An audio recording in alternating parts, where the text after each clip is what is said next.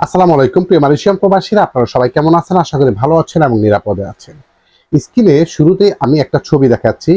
মনে হচ্ছে মালয়েশিয়াতে শুরু হয়েছে চোর পুলিশ। কেন এই কথাটা বললাম?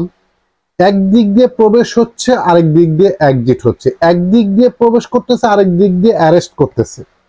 এটা চোর পুলিশের মতনই মনে হচ্ছে। আমরা কন্টিনিউ ভিডিও করে যাচ্ছি যে মালয়েশিয়াতে বর্তমানে অবৈধ প্রবাসীদের বসবাস করাটা অনেক বড় সমস্যা হয়ে দাঁড়িয়েছে।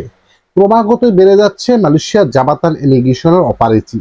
বিভিন্ন স্থান থেকে বিভিন্ন পেশাদারী কর্মীদেরকে আটক করতেছে, বৈধ ভিসা থাকা সত্ত্বেও ছাড়তেছে না বিভিন্ন প্রবাসীদের। কেন বা কি কারণে সেটা নিয়ে কয়েকটা ভিডিও দেওয়া আছে।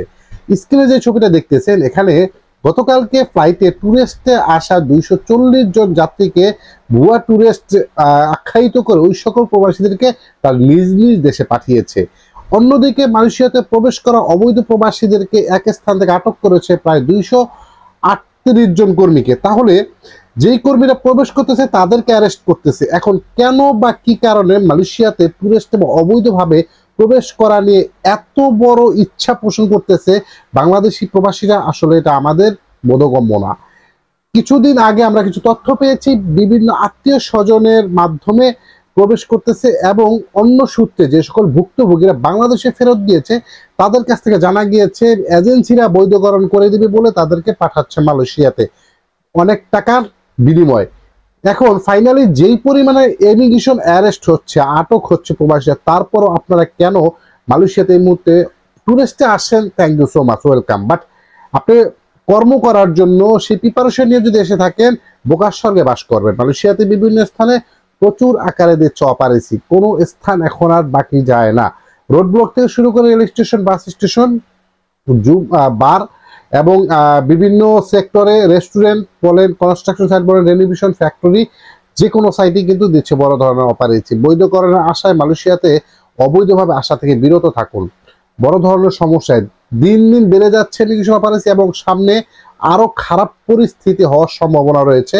তো যে সকল প্রবাসীরা বৈধ হওয়ার জন্য অপেক্ষাতে আছেন, অলরেডি মালয়েশিয়াতে অবস্থান করতেছেন দীর্ঘদিন, ভিসা বিভিন্ন জটিলতার জন্য ভিসা এক্সটেনশন করতে পারেননি, ওই সকল প্রবাসীরা হয়তো এক্সপার্ট বা ভাষা জানেন বা বিভিন্ন স্থানে কোনো না কোনোভাবে কর্মে লিপ্ত আছেন, তারাও সতর্ক থাকবেন। কিন্তু যদি মালয়েশিয়াতে বৈধকরণ দেয়, হয়তো ওই সকল প্রবাসীরা বৈধ হতে পারবে। কিন্তু যারা 2025-এ মালয়েশিয়াতে প্রবেশ করতেছেন বৈধ হওয়ার আশায়, তারা বৈধ হতে পারবেন কিনা সেটা আপনারা ভালোভাবেই জানার কথা। 2022-এ যাদের ভিসা এক্সপায়ার হয়েছিল তাদের কিন্তু 23-এ বৈধকরণ দিয়েছিল, কিন্তু যারা 23-এ প্রবেশ করেছে মালয়েশিয়াতে দীর্ঘদিন বৈধ ভিসা ছিল, 23-এ ভিসা এক্সপায়ার হয়েছে, তারাই ভিসা করতে পারেনি। আর যারা 23-এ টুরিস্ট এসেছিলেন বৈধতার আশায়, তারা শুধু রেজিস্ট্রেশন, নামের রেজিস্ট্রেশন করেছিলেন, মেডিকেল নিয়েছে টাকা এজেন্সি 4-5 হাজার, ফাইনালি কোনো ভিসা নামে কোনো কাগজেই কোনো ডকুমেন্টে আপনারা পান নাই। সো এই ভুলটা এই 25 সালও করা যাবে না, তাহলে বড় ধরনের বিপদে পড়তে পারেন।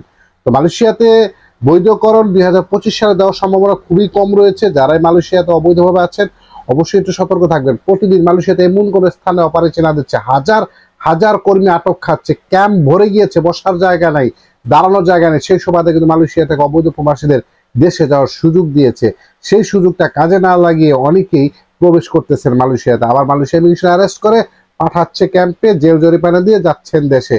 সর্বশেষ কিন্তু আপনি ক্ষতিগ্রস্ত হচ্ছেন। সকলের সতর্ক হতে হবে এবং নিরাপদে থাকবেন। যে যেখানে আছেন একটু সতর্ক থাকবেন, রোডে ঘাটে বাইরে বিরত থাকবেন। কনস্ট্রাকশন সাইডে, অন্তত পক্ষে কনস্ট্রাকশন সাইডে খুব বড় ধরনের অপারেশন দিচ্ছে। ভালো থাকবেন, নিরাপদে থাকবেন। দেখা হবে নেক্সট কোনো ভিডিওতে। আসসালামু আলাইকুম।